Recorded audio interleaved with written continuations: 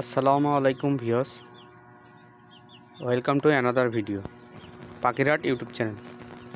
আসলে আমি এই কবুতর ছাড়ার পরে একটা জিনিস খেয়াল করলাম, তারা ওইখানে কিছু একটা খাচ্ছে। ওইখানে অবশ্যই আপনার ইয়ার গুঁড়াও আছে, কিন্তু গ্রিড যেটা বলে ওই গ্রিড কিন্তু তারা খাচ্ছে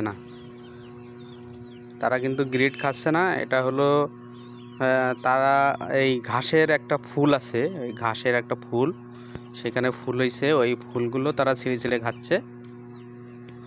তো আমি একটু ক্লোজ আপনাদের দেখাইতে চাই তারা আসলে কি খাচ্ছে, এটা হলো আপনাদের দেখানোর জন্য।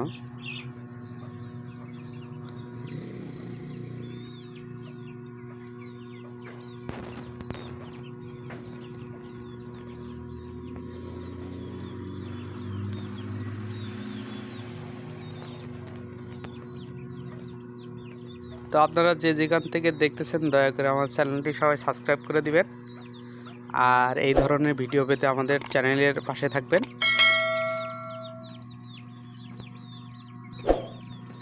ইনশাল্লাহ আমি আমার আপাতত 2টা কবুতরই, কিন্তু আমার কিন্তু অনেক কবুতর ছিল, আর আমি অনেক দিন ধরে কবুতর পালি। আমি সব ফেন্সি কবুতর পালি। ইনশাল্লাহ আবার হবে, 1-2 মাস মতো সময় লাগবে অবশ্যই। তো তারা কি খাচ্ছে আপনাদের একটু আমি সেটাও ক্লোজ করে দেখাই। এখানে মুরগিও খায়, সেটা হলো এই যে ঘাসের যে ফুল, এটা কিন্তু ফুল না, ফুল থেকে একটা বীজ হয়েছে, সেই বীজ তারা খাচ্ছে।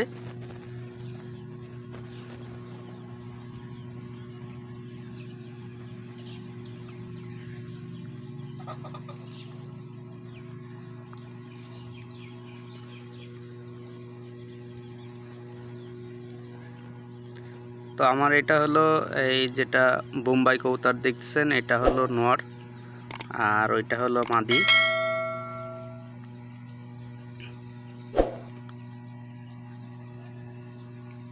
আলহামদুলিল্লাহ মোটামুটি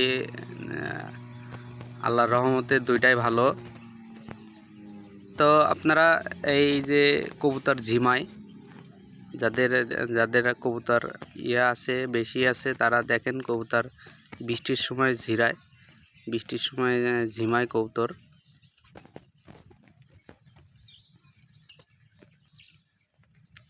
তো কবুতর কেন ঝিমায় সেটাও আমি আপনাদের বলে দিই। বৃষ্টির সময় কারণ তারা হলো ন্যাচারাল খাদ্য পায় না, আবার হলো আপনার খাঁচা থেকে কিংবা টপ থেকে তারা বেরোতে পারে না। আবার খাঁচার ভিতরে যখন আপনারা বৃষ্টির সময় ওদের যে বর্জ্যগুলো হয়, যে পায়খানাগুলা, সেগুলো আপনারা হলো পরিষ্কার করেন না।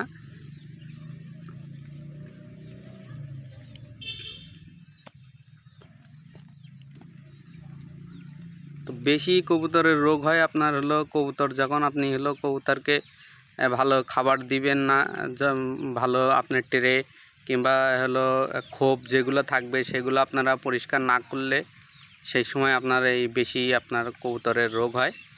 এগুলো অবশ্যই আপনারা খেয়াল করবেন ভালো করে। তো আল্লাহ হাফেজ। এখানে আজকের মতো সমাপ্তি। যে যেখান থেকে দেখতেছেন দয়া করে আমাদের চ্যানেলটি সাবস্ক্রাইব করবেন।